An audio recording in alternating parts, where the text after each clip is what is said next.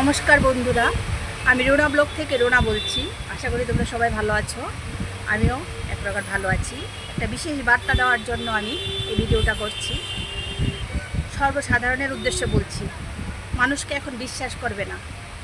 মানুষ শুধু ফ্রড, দুনিয়াটাতে শুধু ফ্রড চলছে। তোমাকে এসে বলবে যে প্লিজ, মানে রিকোয়েস্ট করে বলবে যে আমার কাছে ক্যাশ টাকা নেই, প্লিজ আমি অনলাইনে আপনাকে টাকা দিচ্ছি, আপনি আমাকে কিছু ক্যাশ দেন।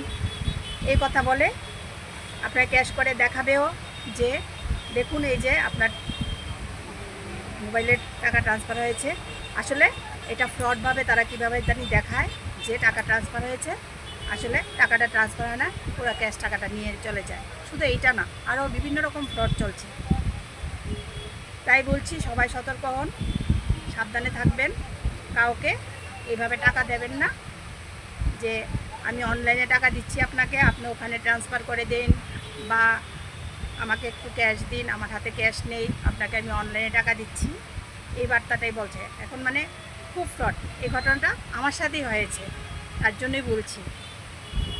একটা মেয়ে এসে খুব কাকুতি মিনতি করে বলল, প্লিজ আন্টি আমাকে একটু দাও না, আমার কাছে একদম ক্যাশ নেই, আমি তোমাকে অনলাইনে পেমেন্ট করছি। আমাকে 1000 টাকা খুঁজেছিল সে, কিন্তু 1000 টাকা আমার কাছে ছিল না। আমি বললাম, প্রথমে তো না করে দিয়েছিলাম, কিন্তু তারপর প্রচণ্ড কাকুতি মিনতি করছিল।